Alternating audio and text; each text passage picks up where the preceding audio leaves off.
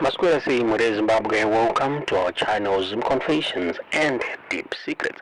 Kana kari kitanga kukuya paneno channel, please don't forget to subscribe. Kana uchungwa garoka subscriber, don't forget to comment and share this video. Nasi Mure Zimbabwe, tabigira nyaya yaburitsa na job uya Sikhala, job Sikhala uya Abuda Adzosa Nyaya Itai Dzamara Mure Zimbabwe.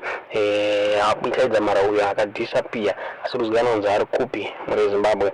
A lot of people want questions about the disappearance ya Itai Dzamara as job Sikhala Abuda comment on this issue akati vanhu vangadaro vasingazive kuna Itai Dzamara as one day vanhu vachaziva kuti what happened kuna Itai Dzamara. Akataura iye achiti haasi kuzomira kutsvaga answers acharamba achidhimanda kuziva kuti what happened to Itai Dzamara Abuda pa-X handle yake. Akataura achiti we may not know where this voice of conscience is today, but those who carried out the wicked task of disappearing him must know that we shall never relent to demand knowing his fate. We shall know. The time for all of us to know shall come, and we shall know. Bezwabuda achitaurwa na job Sikhala achitaura pamusoro penyaya Itai Dzamara Mure Zimbabwe.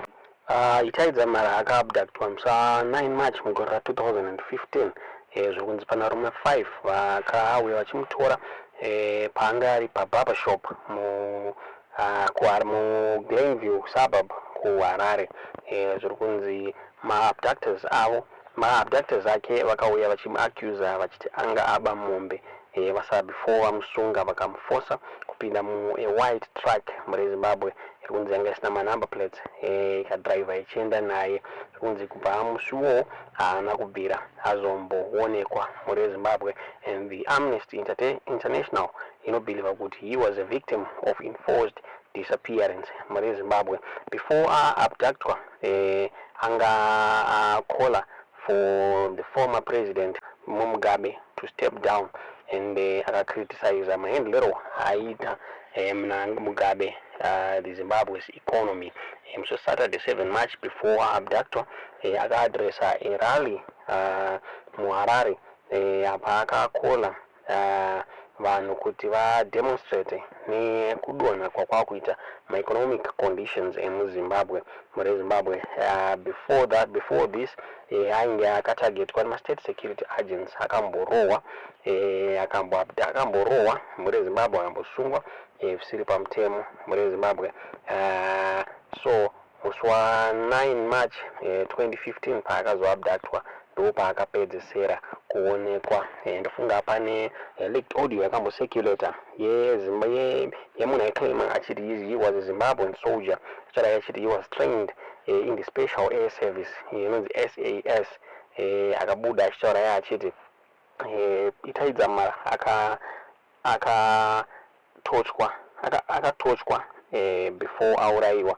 Zvinzi body yake yakakandwa mumugodhi weacid uri unit iri kucamp this special air service Mure Zimbabwe. Zviri kunzi despite ma-promises akaitwa negovernment ekuti they're going to locate kuti Dzamara ari kupi nanhasi asati awanikwa. It's been 9 years Dzamara asati awanikwa Mure Zimbabwe. So according to this this man anclaima kuti he's a soldier where the special air services. Akataura achiti Itai Dzamara was abducted on 9 March 2015. In November that year, I went to SAS for selection. Dzamara was taken by CIO and military intelligence, and they handed him over to SAS. He was tortured and persecuted. All these groups were present. And what happened is that SAS tortured him intensively to an extent that by the time they finished, he was beyond redemption. It was no longer possible for them to return him. At this point, all other departments, military intelligence and CIO, retreated from the situation because they did not want to kill him. Dzamara was finally killed by the SAS. They initially wanted to throw his body into the Kariba range for lions to eat, but they realized his head was going to be left out. He was thrown in a well of acid situated at the SAS camp muri Zimbabwe. Ndizvo zvakabuda zvichitaura musoja uyu achiclaima iye achiti akadisclose this information to make sure kuti family yaDzamara izive zvikanzi it is very important for the family for the Dzamara family to know that their child is dead. He was consumed by acid muri Zimbabwe. Ndo zvakabuditswa nemurume uyu muri Zimbabwe. Ndofunga mukadzi wa Itai Dzamara Shefra Dorika akambonyora letter kuna president Emerson Mnangagwa vakashuma power muna November 2017 kuti vamubatsirewo nekutsvaga kuti chii chakaitika kumurume wake muri Zimbabwe. Singazivi kuti munoiona sei muri Zimbabwe. According to mukadzi wake zviri kunzi Dzamara akabuda achiti ari kuenda kubarber shop akasiya atoudza mukadzi wake kuti amuprepare breakfast muri Zimbabwe. Then from ipapo zviri kunzi haana kuzombodzoka. Ndo zvakataurwa nemukadzi wake muri Zimbabwe. Singazivi kuti munoiona sei nyaya iyi uye zvese zvadzaurwa naJob Sikhala zvichazivikanwa here kuti chii chakaitika, vachabuditswa here vanhu vakauraya Dzamara, kana kuti tiudze zvamurifunga pamusoro penyaya iyi mucomment section. Itai Dzamara was abducted musi wa9 March 2015 ndo pakatogwa Itai Dzamara kubhabha kuya 9 March 2015 kana ndisingakanganisi. Right. 2015 iye muna November.